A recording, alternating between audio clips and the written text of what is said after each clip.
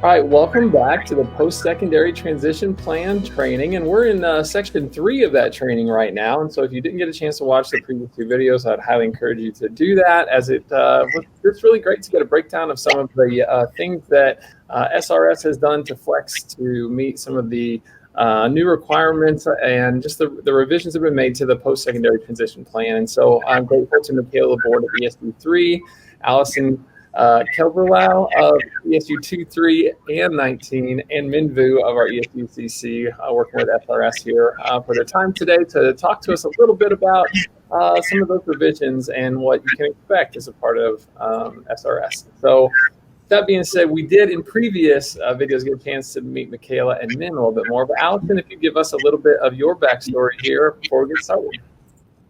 Thanks, Andrew. I'm so excited to join this great group and have had a chance to kind of listen in on the training 1 and 2. And so looking forward to kind of wrapping it up here.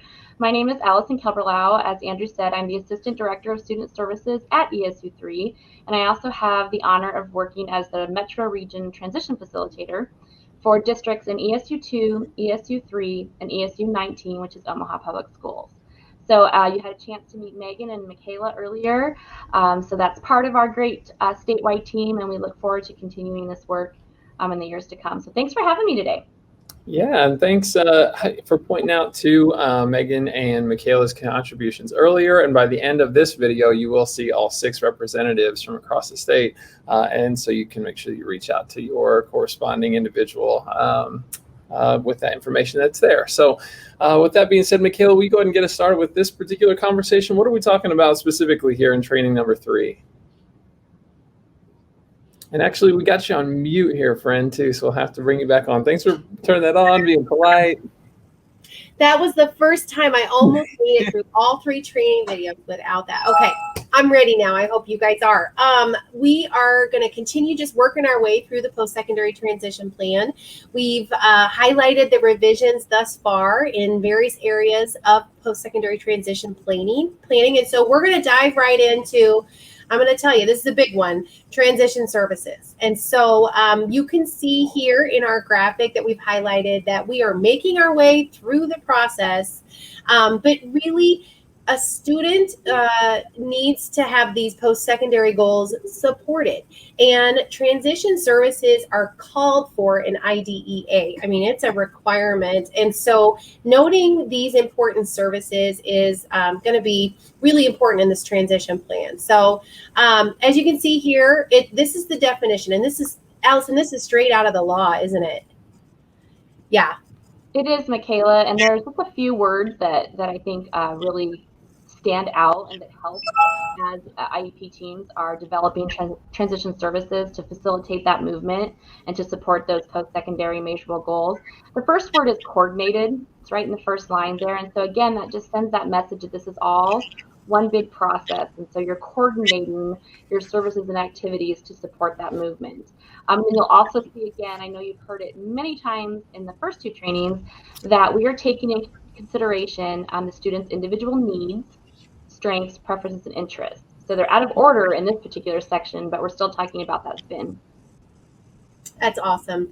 Well, and let me ask you a really tricky question, but for the purpose of this, services and activities, we're kind of talking about the same thing, right? Yes, that's correct. So we've got that IDEA definition up there for you, but a lot of times those services, when you think about them, you're going to think about them in an activity sense. It's something we can say, the student is going to work on this, and this is when it's going to be completed. So you can really look at, did it work? Was it helpful? Is it helping that movement to post-secondary life? So next, we're going to have a list of those areas that, again, are coming straight from the regs with regard to what areas these services might take place in. And so we've got instruction, related services, if applicable, community experiences, that development of employment and other post-school adult living objectives. And then if appropriate, those last 2. So acquisition of daily living skills. So if it's appropriate, what services might need to be provided so the student can acquire those needed daily living skills, as well as functional vocational evaluation. So those are the areas. And really those coordinated set of activities and services is what we want to move the student closer to achieving their dreams, right? To meeting those goals they've set for themselves. Allison? A lot of times we ask guiding questions as we're developing this section of the transition plan. So you're asking yourself, what experiences should this student have within this IEP year that will help achieve post-secondary goals? So you kind of think through that a little bit with your team as you develop those activities. The next question we often ask, what are those specific skills and specific instruction necessary? And so you kind of if you think of it from that lens, it sometimes helps teachers and educators create this list of services and activities. That's awesome. Hey, this might be a great time, Minh, for you to kind of let us check out what that new section looks like within SRS. And I know Allison and I are going to have a few other pieces. There's so much important, there's just a lot of important stuff in this section. So, but this is kind of what it looks like now, right, Minh? That's right. You can add as many transition services as you need. And, we've got a description, who's responsible, and a projected date of completion. And of course, every service should be applying to one of our post-secondary goals in education, employment, and or independent living. I don't know if a service exists that would address all three of them, but it is an option if such a service exists. That's awesome. And under that title and agency of responsible adult, Allison, what kind of information might go in there? So that's an area where you can really designate a responsible IEP team member or someone outside of the IEP team that's going to support the student as they work through this particular service. So you might have a very specific name in there, or you might have a very general title, like the high school counselor from this high school is going to support the student with this particular service. It might be a parent that is going to be supporting the student. It might be a teacher. It might be an administrator. So that's an opportunity for you to designate the person who's responsible for being able to report whether or not this service or activity occurred. There's a slight change. There's a slight change in this area that might be new for some staff. There are times where I know I've seen samples of services where the student was responsible. And so this really kind of designates that it does need to be an adult that's helping with these services. So yeah, great. Okay, so that is the new section. It links it to one of those post-secondary goals, and so we're feeling like this revision is really going to help paint the picture of the transition services and how they're going to support the student in achieving their dreams. So the next section, really, if we keep going with Minh's desktop sharing, then you'll see we actually have a pretty familiar text box there, don't we, Minh? Yep, it's the description of interagency linkages and responsibilities. That's awesome. And Allison, do you have a few examples of some of the agencies that maybe would be there in the IEP? Sure, McKayla. And again, just as Minh said, the only thing that was really revised here was we did add description of, just to make it clear that, again, that whole opportunity to show that this is a process. We want you to describe what those interagency linkages and responsibilities are. So sometimes it will see Voc Rehab Counselor and how they're working with the student. Sometimes we'll see Autism Action Partnership. You might have a DHHS caseworker listed here. So, those people that are coming to us from outside agencies and how they're supporting the student. That's awesome. So after we've kind of gone through these various components, student input, we've designated the results of the transition assessments, we've helped, used those to help us form these post-secondary goals, and now we've kind of talked through what services the student might need in order to achieve those goals long-term. The next section is really, it's not new, but we've really learned a lot about it in recent years, and the file reviews have kind of highlighted an opportunity for us to get better on that, and that's that courses of study. So the first thing I want to say is, I'm not saying it wrong, right, Allison? It's courses of study? That is correct. It is a plural word. The word course is plural, so courses of study. So we're working on being consistent with that across the state. Awesome. And so some of the new, the revision really includes an opportunity just to more specifics. And so again, we've learned more about what a good courses of study might look like. So as noted here in the slides, we've got the first box on the revised transition plan really kind of helps paint the picture for what we're looking for, which is that multi-year description from right now until we anticipate they're going to be done with services. Is that right? That's correct. You're really describing those courses with either a list or a narrative. And the whole point of these courses of study is that they're going to improve the skills for each student, right? And so you're making that list. And we know if we're making a list of courses of study for an 8th grader, chances are that's going to possibly change. And so each year it's something you revisit as you're looking through all of the information you collect during the transition planning process, and you're adjusting that as needed each year. So Allison, if someone just wrote in this box, that the student is going to be taking courses towards a regular high school diploma, period. Do you feel like that would kind of meet our best practice? Unfortunately, McKayla, that is not going to work.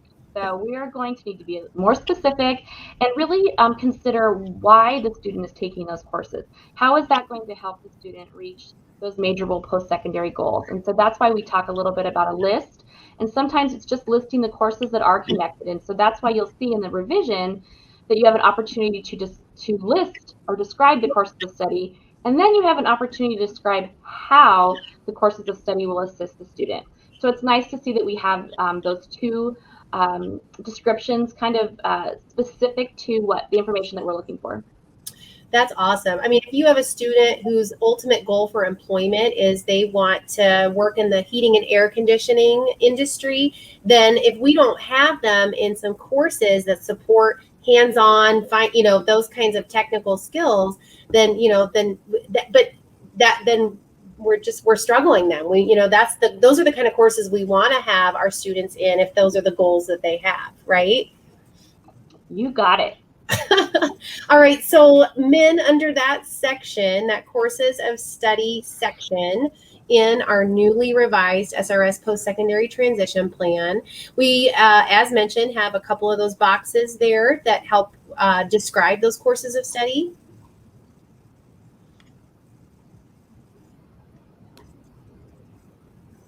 Absolutely. Okay, so I didn't actually ask you a question, Min, so I'm sorry. But there's those two boxes, and then how about if you scroll down, because this is a new one, right? So also included in this section is a field now where we would like teams to really start thinking about graduation or program completion. And so this is new. This is going to be new for some of our users, but I think an important place to have that discussion and just start that discussion with families. So Allison, do you have anything you can share about that section since it's new? McKayla, you really, you made the same points that I would have made, but just to keep in mind that this is a discussion that we want to have with families. There shouldn't be any surprises when parents and families sit down about what the future holds for their child. So it's an opportunity to, provide anticipated information. So again, we understand that things change and this section may change at some point, but it's time to start having that conversation right there in the meeting, talk a little bit about what that might look like for the student. That's awesome. And Min, as far as the users on this end, it's pretty self-explanatory. These are just text fields, but it's, we really appreciate you giving us an opportunity to kind of weave together both the logistics of using SRS and the field with some of this content that kind of goes along with it. So really, really appreciate all of that. As far as some of the other, there's one other area that has been touched by post-secondary transition. And Min, I think you were in it earlier, right? Were you in the annual goals area? I might have, but let's take a look at it one more time. Here we've got the annual IEP goals, and regardless of how many goals you have, it's going to ask you if this annual IEP goal is supporting one of the transition services or goals, and you would just check off which one it applies to, or if it doesn't apply to any, you can just leave it empty. So, Allison, is this something that's actually required in Indicator 13? Sorry, my mute button wasn't working there. So annual goals, they are going to state what we want the student to learn within that year to kind of close that skill deficit area. And so we want to have annual goals that will help us achieve those measurable post-secondary goals. I feel like we're repeating ourselves over and over again by saying that. But that's the purpose of those annual goals, is they must be related to this transition services, they must be measurable, and they really should focus on skill and strategy development. And that's the requirement. That's awesome. I think there's some great examples of how that happens on the NTACT website. And so that's where I will again plug our amazing regional facilitators for post-secondary transition, Allison, of whom is one of those amazing facilitators. Because if you needed some examples of how this all fit together, they certainly could provide that to you. And gosh, Andrew, look at that. Ask and you shall receive. There is the list of ESUs and regions associated with these regional transition facilitators, and then their emails there. So again, we've had the wonderful opportunity to have Allison and McKayla and Megan join us, but the others are equally as amazing and ready to serve their regions, or any regions with regard to this new change. So gosh, Allison, is there anything else that you wanted to share? I mean, thank you so much. Is there any resources or anything else that I missed that you want to make sure everyone knows about? I think you have taken the words right out of my mouth, McKayla. So that's what happens when you work together for a lot of years. So we did include some resources there for people to look into, and just, opportunities to find. The case studies that have been mentioned several times are very helpful because it really takes you through the whole process. Sometimes it's hard just to look at one chunk and try to make sense of it. So you really can look at the entire transition planning process for example students, which I think is always helpful for teachers. So we've got those linked on there for you. And again, just to reiterate how willing and able the transition facilitators are to work with districts across the state, sending a consistent message about compliance and quality of transition planning for our students. So thanks for the opportunity. On behalf of all the transition facilitators, we say thanks to Andrew for facilitating, to McKayla and the SRS committee for all of their hard work to move us forward, and of course to Minh and his team as they worked so hard to revise SRS and get this information out to you. So thanks to all of you. That's awesome. Yeah, I couldn't agree more. Minh is always there and willing to help. He's a great asset to our SRS users. And so be sure and contact him at the SRS help desk at the email and number listed there. Minh, do you have any other closing thoughts to share with us before we sign off? No, I mean, I've gotten plenty of thanks, but I would be nothing without my development team. So I just wanted to give a shout out to Ryan Mueller, Anthony Maggio, and Scott Isaacson for really making all the magic happen. Awesome. Yeah, and I would echo that as well. So thanks to everybody involved. This has been really great to learn a little bit more about some of these post-secondary transition plans and SRS's response and some of those new updates. And so excited for everybody to get a chance to check those out. And hopefully these videos have been helpful. Like you said, reach out if you can be of any more support. So thanks. Thanks.